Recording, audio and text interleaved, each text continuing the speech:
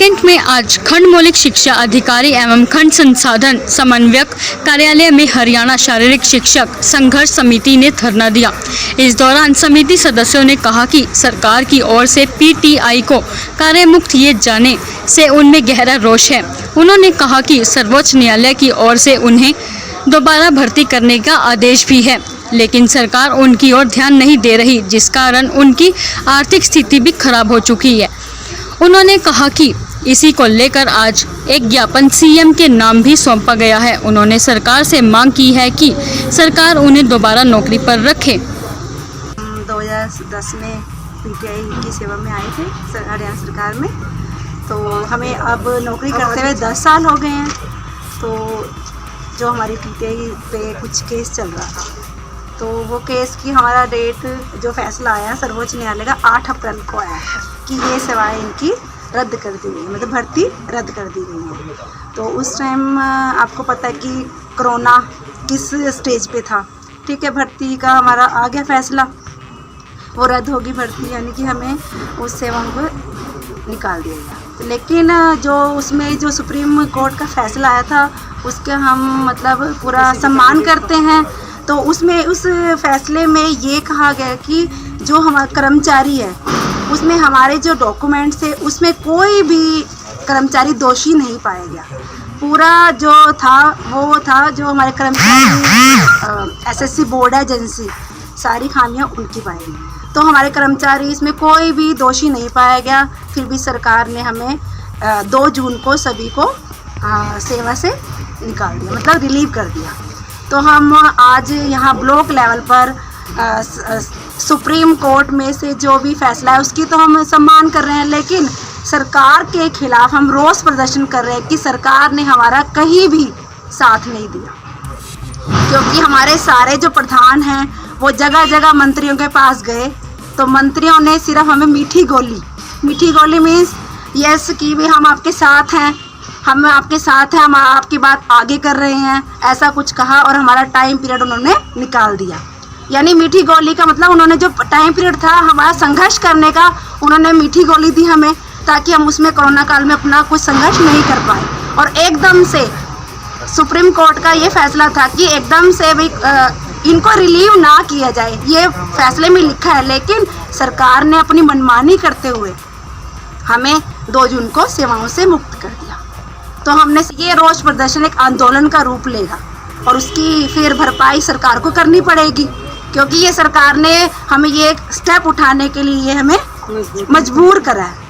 क्योंकि ये तो हम पहले तो उनसे आग्रह रिक्वेस्ट करते थे कि भाई हमारी नौकरी बचा लो, लेकिन उन्होंने हमारी एक नहीं सुनी मीन्स हमें बहानेबाजियों में हम ईएम के पास गए, सीएम के पास गए, हमारे गृह मंत्री अनिल विज हैं उनके पास भी गए, लेकिन उन्होंने हमारी सभी एमएलए के पास, मंत्रियों के पास कि हमारा कुछ किया जाए, ये फैसला है इसके खिलाफ। लेकिन उन्होंने कहा कि आपका करेंगे, लेकिन उन्होंने क्या किया, 2 जून को सारे पीटीआईज को सेवाओं से मुक्त कर दिया और सारे पीटीआईज जो 1983 सारे सड़कों पे आ गए। तो हमें ये रोष प्रदर्शन करना पड़ रहा है।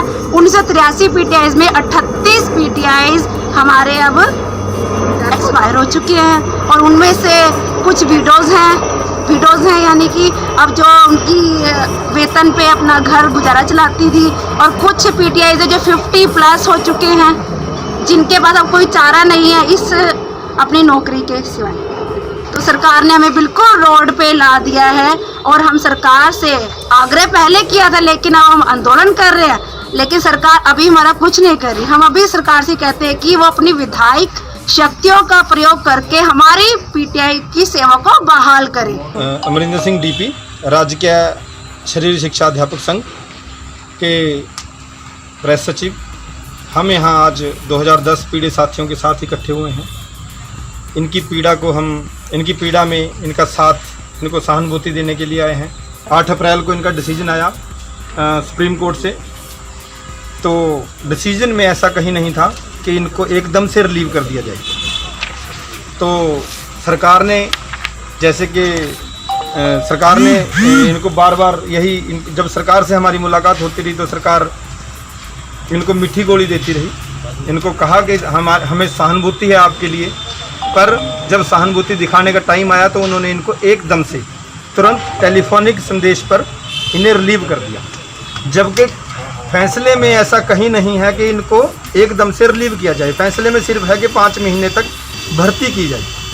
तो इन्होंने भर्ती का प्रोसेस भी साइड बाय साइड चला दिया, पर इनको एकदम से रिलीव कर दिया और कोर्ट में ये कहा कि हमारे पास वर्कलोड नहीं है। अगर वर्कलोड नहीं है तो अगली भर्ती कैसे? तो लॉकडाउन में ये कह रहे हैं कि लॉकडाउन में वर्कलोड नहीं है। लॉकडाउन में तो ये कह रहे हैं कि हमें नौकरी से किसी को भी नहीं निकालना। ये कह रहे हैं किसी प्राइवेट संस्था, इवन के कोई घर में भी किसी के काम करते हो उसको भी आपने लॉकडाउन में, अगर वो काम पर भी ना आए, उसको आपने तनख्वाह देनी है, उसको उसकी पे देनी है। तो इन्होंने ये 1983 पीटीआई 2010 इनको बाहर का रास्ता दिखा दिया, तुरंत प्रभाव से रिलीव कर दिया। तो ये बहुत ही दुर्भाग्यपूर्ण इनका डिसीजन है। सरकार, सुप्रीम कोर्ट का अगर फैसला आया है, हम सम्मान करते हैं फैसले का, पर सरकार ने बहुत सी जगह सुप्रीम कोर्ट के फैसले के अगेंस्ट जा कर के बहुत से अपने विधेयक पास किए हैं। बहुत से एग्जाम्पल हैं। तो इनके लिए भी सरकार को कुछ ना कुछ ऐसा बीच का रास्ता एक निकालना चाहिए कि इनका रोजगार बच सके, इनके बच्चों का पालन पोषण अच्छी तरह हो सके और इनका आजीविका का साधन बना रहे।